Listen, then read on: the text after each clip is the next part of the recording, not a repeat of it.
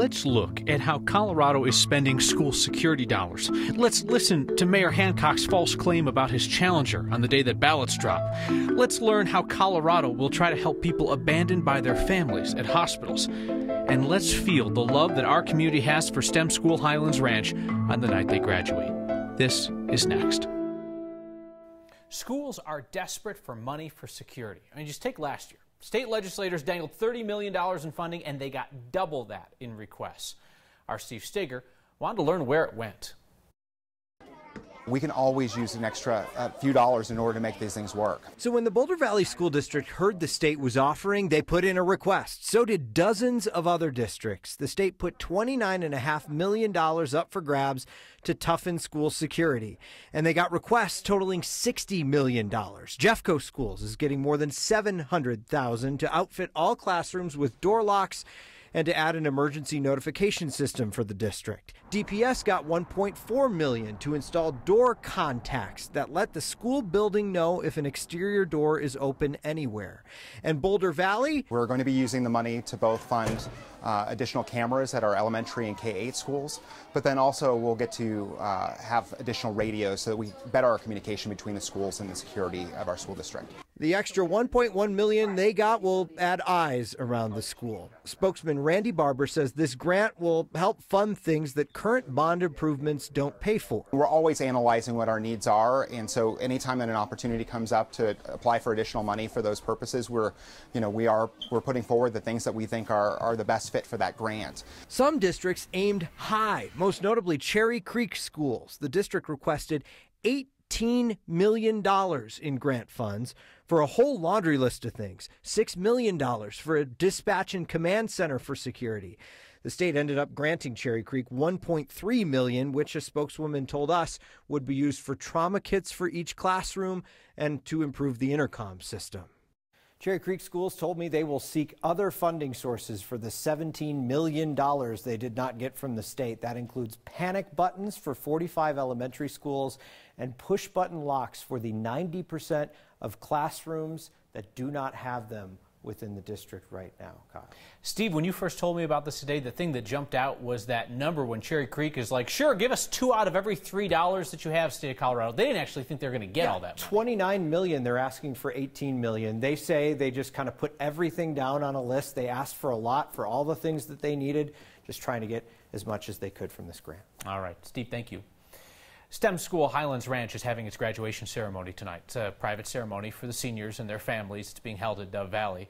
We imagine that there will be a remembrance of Kendrick Castillo, the senior who died tackling the shooter, and they'll probably also honor Joshua Jones and Brendan Biley, the two who helped Kendrick save their classmates. In a moment here on this program, messages of support from the community to those STEM school shooting survivors. Mayor Michael Hancock is doing what the Denver mayor's race has not seen in quite some time. Dropping a negative campaign ad comes the same day that voters are mailed their ballots. Politics guy Marshall Zellinger puts the ad to the truth test. Jamie Gillis for mayor? Like Trump, she called undocumented immigrants criminals. Yes, we won't tolerate crime or criminal activity. We will comply with authorities. We will comply with ICE. Did Jamie Gillis just call those here without documentation criminals? No, that's false. And the clip this ad plays doesn't even prove that. In March, the Denver Republicans and the Lincoln Club of Colorado co-hosted a forum where Gillis said she would comply with immigration agents as it relates to criminal activity. Yes, we won't tolerate crime or criminal activity. We will comply with authorities. We will comply with ICE in that regard. But immigrants and people coming into our community do provide rich opportunity and diversity that we see other cities really working with. The ad continues with a topic we covered last week. What does NAACP stand for? National African American. Yes, it's true. Gillis did not respond with the National Association for the Advancement of Colored People, something she talked with us about on Saturday. To be able to not answer in that forum that I was in last week about the NAACP was insensitive. It shows that there is a blind spot, that I'm not totally tuned in to everything that's going on. Now Jamie Gillis has deleted racially insensitive tweets to hide her past views. I'm going to take this in two parts. As we reported Wednesday, yes, tweets and other social media from Gillis have been deleted, including her tweet from 2009, asking why do so many cities feel it necessary to have a Chinatown, and another post promoting her Nacho Taco and Lowrider fundraiser. Calling these racially insensitive, however, requires a thoughtful discussion. In response to her 10-year-old Chinatown tweet, Gillis told us last week it was a personal observation that Chinatowns became less of the cultural centers that they once were. Regardless of her reason, you may have felt it was an insensitive remark, and I can't tell you true or false. You'll have to decide based on what you read and her reason and how you feel if it was inconsiderate or lacking compassion. Something I can't stamp. Speaking of observations, the fact that the mayor, the incumbent, is going negative right as ballots go out suggests that they think that this is a very close race that he could lose. Absolutely. And last week we had that re-upping of the endorsement of former mayor, governor, now presidential candidate John Hickenlooper, who would never stand for a negative campaign ad. And we even heard from Mayor Hancock himself when he was running 8 years ago about why he would never do this. My campaign, we don't have any strategies or plans to go negative. The strategy for us is to speak my message and my vision for Denver, Colorado. I have no intention, no desire to initiate mudslinging in this campaign. I'm going to talk about the issues. I asked his campaign manager or campaign communications person about that. Yeah. She said he's even said he won't go negative this year, and that what we just watched earlier was not a negative campaign ad. It was a negative campaign ad. Wait, they said it wasn't a negative ad? They said it wasn't negative. Okay, all right. I mean, you can like the ad or you can dislike the ad, but it's clearly a negative ad. Okay, all right. Up is down, left is right, and the sky is green. All right, thank you, Marshall. Mayor Hancock and his challenger, Jamie Gillis, debate live on 9 News tomorrow night. The debate airs on Channel 20 at 7 p.m. Marshall and I will moderate. The Denver Elections Office had so much fun with the first round of voting. They're like, let's do it again. Ballots went out to voters this morning. Ballots must be back in the hands of election workers by 7 p.m. on June 4th. If you return them by mail, the office recommends you mail your ballot back by Saturday, because remember, we've got the Memorial Day holiday in between. Voters are also going to decide a runoff for city clerk and recorder, and in some city council districts, people will be voting on a city council member. Everybody in Denver gets to vote on whether the city should have to ask voters again before spending any money on a future Olympic Games. Remember when that was a thing? So here's a look at your ballot there. You got your races for various offices on the left and the Olympics Initiative 302. That's the chunky boy on the right. Now, there does not seem to be much momentum anymore for Denver Games. Governor Jared Polis was pretty lukewarm on the idea, and the Olympic Committee decided to go with Salt Lake City for America's 2030 bid. Quick update on the fight to preserve a piece of history in Denver's Park Hill neighborhood. Neighbors tell us they now have raised enough money to apply for landmark designation. This is the building on 36th Avenue just east of the Park Hill Golf Course. It was once part of the Quinn Brothers dairy operation in the 1800s. You know, farms right up against what was then Denver. The owner of the property today has applied for a demolition permit. If the city thinks that a property could be historic, then the community has that chance to apply for landmark status to protect it. That needed to be done by Wednesday. The owner of the property still lives there. She says she's just looking to improve the neighborhood. Governor Jared Polis signed a bill today that should help people who have been stuck in hospitals for months or even years. A change in state law inspired by the work of our 9 Wants to Know team and their series Stranded. Jeremy Hohola is along now to talk about that. So Jeremy, you profiled these patients who sometimes just get dropped off by their families and left. What do these changes mean for folks like that? Yeah, Kyle, our investigation found on any given day in Colorado, there are dozens of people with conditions like dementia and Alzheimer's who are stuck in hospitals. Sadly, many of them have no family, and like you said, some of them have been abandoned.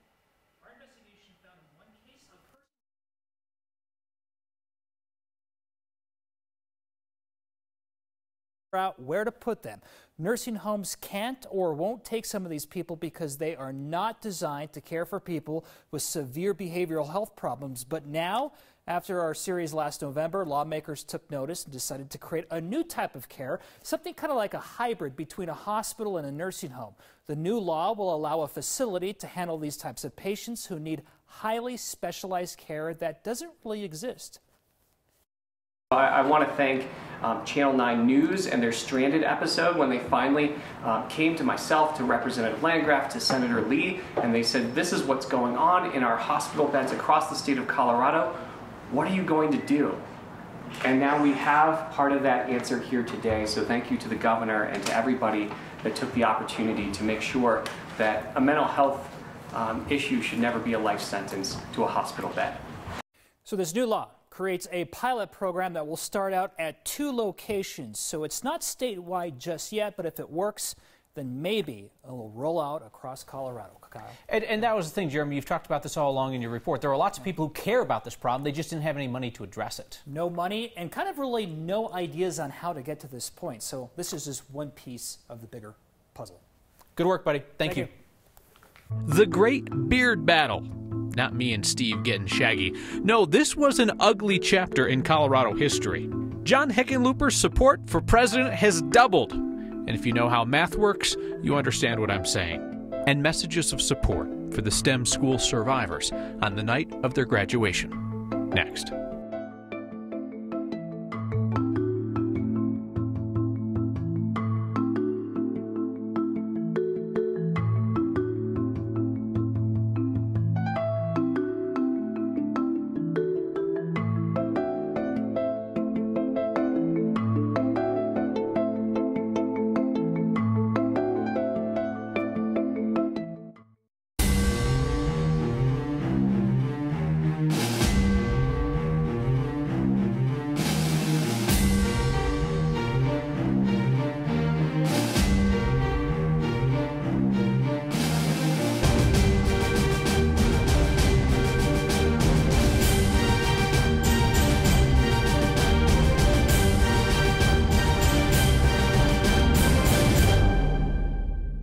If Game of Thrones taught us anything, it's that if there are a ton of contenders, even a minor one can win in the end if they just stick around long enough. Which brings us to the Democratic presidential primary and John Hickenlooper. You're way back in the pack right now at about 1% in the 2%, polls. 2%, George, 2%. Depending on the poll, you're right. Depending on some of the polls, some 2, some 1. That's true. But in order to get any traction, you're going to have to start taking on these other candidates, aren't you? I think little by little. But again, the focus, I'm running because this country is in a national crisis of division. And I look, my whole life I've been able to bring people together and get stuff done. I think I'm the one candidate, when you look at the long record of what they've gotten done, I really believe I can bring some common sense where right now in Washington you see nothing but nonsense. Can I say that I love that our old governor is like, no, not 1%, 2%, baby. You got to fight for every little bit when the cast of characters is that large. And here's the deal. I'm no three-eyed raven, but I see Hick looking a little bit more comfortable in these national interviews as well.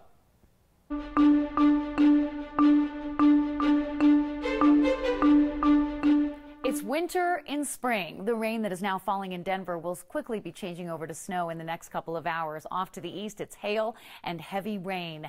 And outside, that cloudy gray day meant the temperatures were a far cry from the average of 73. As a matter of fact, we were in the low to mid 40s for most of the afternoon.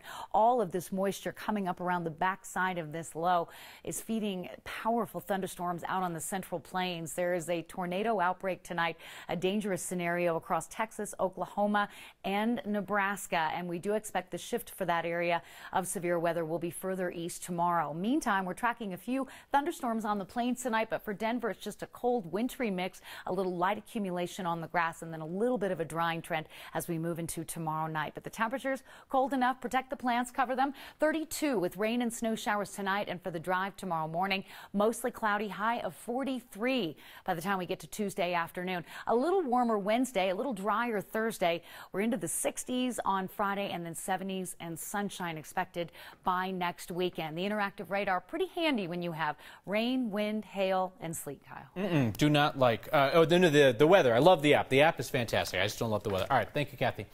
Hey, did you notice that Steve Stager's Avs playoff beard lasted longer than the Avs in the playoffs? It's starting to look good now. For a bad look involving a beard, we return to the archives of the Denver Public Library, to this day in Colorado history. Jeremy Hahola is back with this bit of beard news.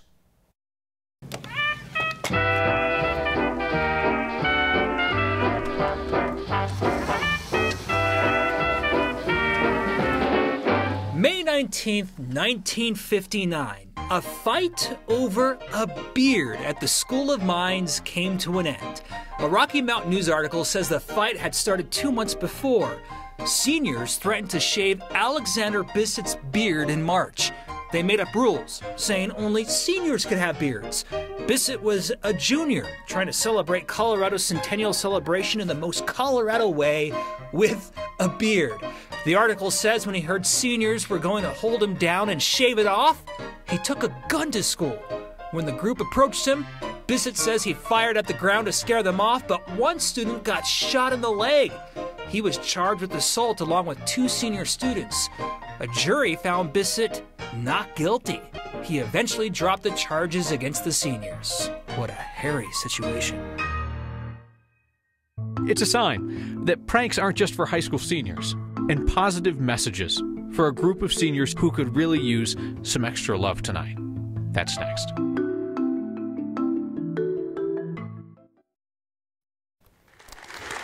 They are seniors and they are survivors. This is a live look at the STEM School Highlands Ranch graduation, which is happening right now at Dove Valley. Penny Euchre, the school director, is speaking. Let's listen for just a second. 44 different institutions of higher education in 19 states and 2 foreign countries.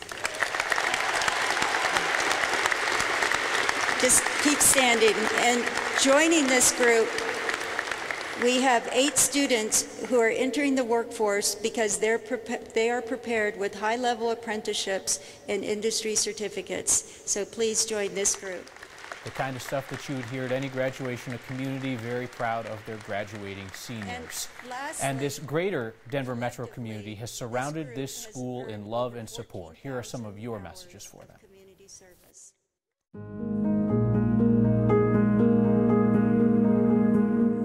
Congratulations, you did it! Stay strong, be proud, and be the change our country needs for our schools. Love and hope to each and every one of you. Never let a bad situation define who you are, ever. Stand strong. Do not let your life be defined by cowards and fools who commit evil acts, but by your strength and your ability to persevere and do good. Love is greater than fear. Know you are loved. Know you can succeed at anything you put your minds to. Know Kendrick is proud and looking down on each of you. God bless and congratulations.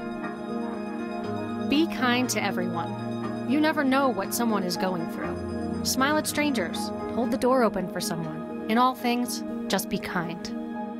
Be STEM strong. If you'd like to watch more of the STEM School graduation ceremony, it's streaming on 9news.com. We'll be back here with your feedback. A critic who returns with a compliment. Next.